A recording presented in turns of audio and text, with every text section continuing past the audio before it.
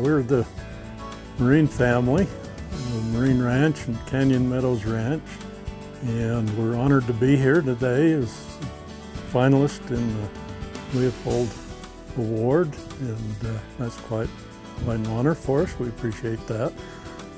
With me is Stacy Myrin and Rick and Beth, my wife, and Nils. We're missing Deborah today because of an issue with having school children this time of year. They tend to get colds and things.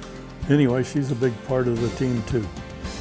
I think that is the best part of ranching, is that you can have your children near you and get to work with them every day. They've all grown up to be very responsible, caring people, and with a love of the land and the animals that we have to take care of.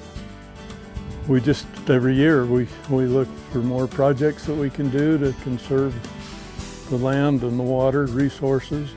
Over the last couple of decades, we've shifted from farming and finishing cattle in a feedlot to grazing and finishing cattle on pasture. We still harvest some hay, bale some hay off of this, but we also graze it. These steers are part of our Canyon Meadows Ranch natural grass-fed beef marketing program. They are about 18 months old and weighing 1,200 pounds or so now. Red Angus-based breeding with some crossbreeding in the bulls. And they are certified natural. They've never had antibiotics or hormones. And they're grass-fed and grass-finished. We've taken out miles of wire fence and largely replaced it with just portable fence that we move wherever we need it. The cows that are on the ranch grazing usually get moved every day, and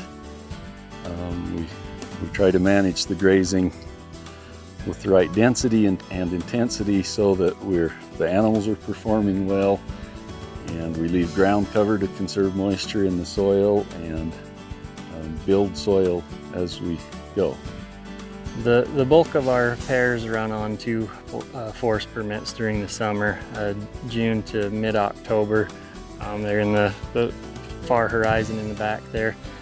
Those mountains are made up of kind of ridges with draws and canyons, and the pasture's pretty good, but the stock water is a challenge.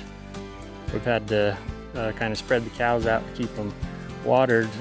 So over the years, we've worked with the Forest Service and with Utah's Grazing Improvement Program to collect some of those springs together where we can, put in storage tanks, and then distribution lines off of there, and where we can gravity feed out onto the ridges. So I had a plan to come in here where we had eliminated the need for a canal and come in and make a wetland. And before we could even design the project, the beavers had moved in and started doing it for us.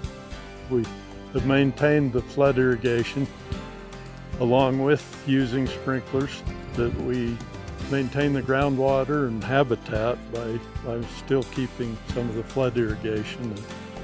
So one of our challenges are the Russian olives.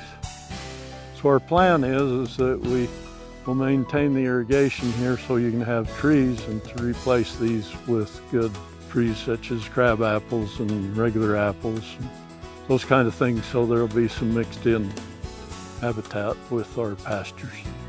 With our electric fencing and managed grazing, we've actually grazed the cattle through areas like this regularly.